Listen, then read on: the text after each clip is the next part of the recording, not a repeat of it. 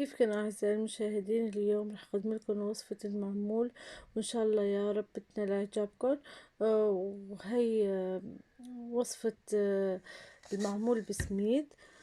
طبعا رمضان انتهى بهالسرعة، يعني سبحان الله، رمضان إجا بسرعة وراح بسرعة، ما حسينا فيه أبدا، سبحان الله.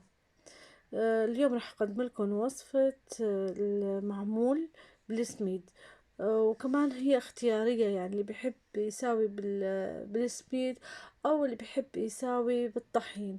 كمان بالطحين كثير طيب ولذيذ، وبالسميد كمان كثير طيب ولذيذ، وبذب الثوم وهش وكتير طيب. هون أنا حطيت نص كيلو طحين فرخة مع نص كيلو طحين. طبعا طحين الفرخة هو عبارة عن طحين عن سميد ناعم. هون حطيت 3 كاسات سميد ناعم طحين فرخة، و3 كاسات طحين، يعني كيلو طحين بنص كيلو سمنة. عندي 500 غرام سمنة، اللي هي عبارة عن كوبين بكوب المقاس. يعني أنا عيرتهم هيك. هاي أول كوب 250 غرام، والكوب الثاني 250 غرام، يعني 500 غرام، يعني كوبين بكوب المقاس. هون أنا حطيتهم فوق الطحين والسميد، وراح اخليه هلا. راح ابدل هون بجاط اكبر، لانه هذا ما راح اقدر اتحكم فيه. هذا الجاط حطيته فيه عشان اقدر افركهم منيح. هون بنفركهم بهالعملية هاي. شايفين شلون؟ حتى الطحين والسميد يشربوا السمنة.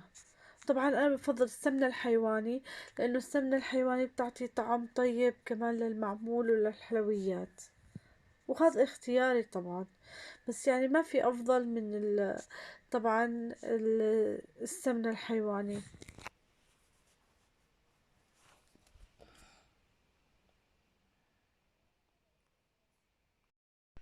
طبعا انا حكيت لكم المكونات، اللي هي عبارة عن آه، نص كاسة قطر. طبعا، والقطر ليش انا بحب احط القطر بالمعجنات؟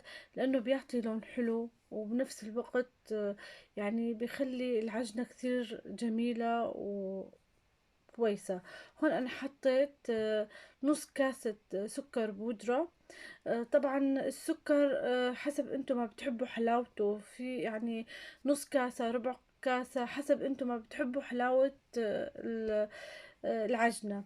طبعا انا ليش حطيت نص كاسة؟ لانه انا حطيت قطر وحط عجنة المعمول، عجنة التمر كمان، العجنة هي عجنة التمر كمان بنفس الوقت حلوة. لذلك ما بحب اكثر سكر، عشان تكون يعني معتدلة. شايفين؟ سويتها بهالشكل هاد، صارت عنا كثير هشة كويسة. شوفوا، ناعمة العجينة، صارت ناعمة وطرية. هلأ رح اخذها على البراد مدة ساعتين او 3 ساعات، حتى تبرد عنا وحتى ترتاح العجينة. شايفين؟ شوفوا شلون،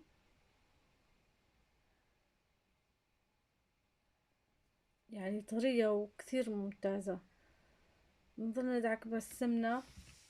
هون انا بهالفترة حطيتها بالبراد، جبت قالب التمر او العجوة، حطيت عليه معلقة سمنة، وفركته بهالشكل هاد. شايفين شلون؟ حتى تصير عنا العجنة طرية. ورح احط عليه كمان نص كاسة قطر، وهي اختياري طبعا. انا ما بحط على التمر ولا اشي، يعني مطيبات. انتو حسب رغبتكم بتحطوا قرفة، بتحطوا اللي بدكم اياه. هون انا كمان رح احشي كمان بالجوز، بالفستق الحلبي. طبعا هون انا حطيت سكر بودرة. حطيت سكر بودرة على هي وعلى هاي مع جوز الهند. طبعا مع جوز الهند حطيت عليه لون اخضر، حتى صار عندي جوز الهند لونه اخضر. وحطيت هون نص كاسة قطر، وهون نص كاسة قطر. انا راح اكتب لكم ان شاء الله كل المقادير والوصفة بصندوق الوصف. انتو انا هون عم بساويه بسرعة، وانتوا راح تشوفوا المقادير والمكونات بصندوق الوصف، راح اكتب لكم اياه ان شاء الله. شايفين شلون صارت عنا العجنة الجوز وعجنة الفستق الحلبي هالشكل هذا. شوفوا مسكت على ايدي هيك. هلا بسويهن اقراص وراح اوديهن على البراد. هون بعد ما خلصت طبعا كورت العجوة بهالشكل هاد. راح اكورها وراح ابلش بالاقراص المعمول.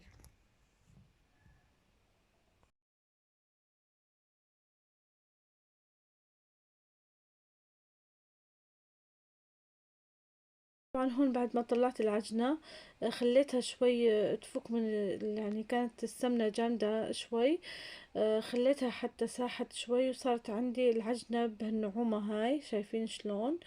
وبلشت شغل فيها. بلشت أقطع فيها قطع صغيرة حتى أساوي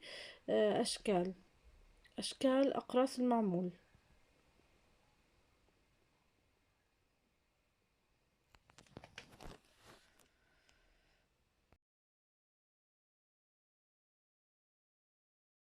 طبعا هون أنا رقيت هاي القطعة، راح أحشيها بالعجوة. طبعا انتو حسب ما بتحبوا كبر قطعة. طبعا أنا هيك سويتها بهالشكل هاد. شايفين؟ كورتها. راح أنتهي من كل الكمية وأرجع لكم.